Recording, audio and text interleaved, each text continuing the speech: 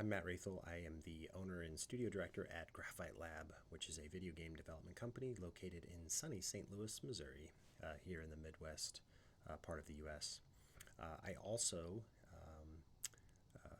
teach and as a professor of practice at Maryville University, which is also located in St. Louis, where we're crafting a game design concentration focused on bringing the next generation of game designer into the industry.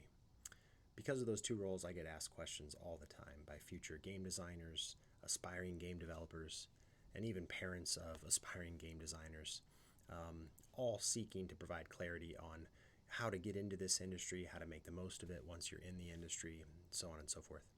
So I have a few questions from an aspiring game designer that I thought I'd answer on this video, because answering them one-on-one in email or over text really only helps that one potential student, whereas this video might be something that you share with others who may be interested in this industry, or may benefit from these answers. So the question that I'm going to answer in this video is, do you see AI changing the game art space, such as changing or replacing job requirements?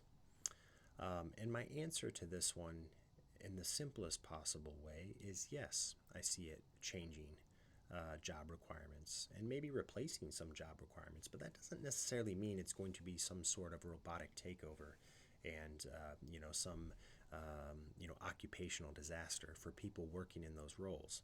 I see AI being a tool that, when used properly, can provide accelerated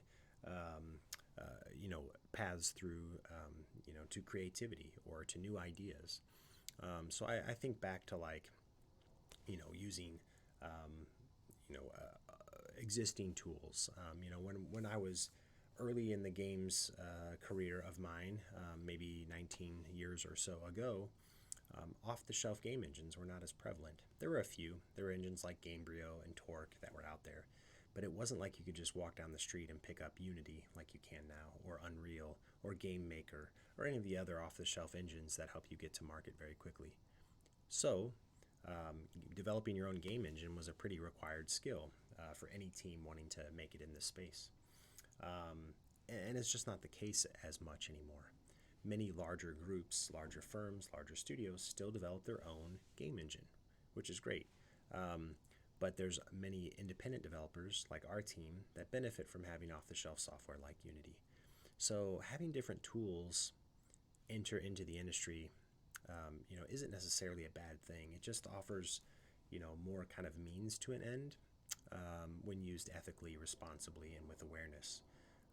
A similar kind of development happened in the web development scene, where tools like WordPress, tools like Squarespace, and others offered some kind of faster to market tools that help you build websites, more quickly in some cases. But when you needed custom, elements produced, there's still a craft that's kept comfortably in the hands of developers or of artists. So do I see AI changing the game art space? Yeah, it will change it, but I don't think it's necessarily going to be a disastrous result. I think as these tools become more commonly used and more carefully understood, and as more regulations and a few kind of core best practices and principles start to surface among those artists that are using these tools, I think it'll become a more refined process and more accepted within the industry. So that's how I see it.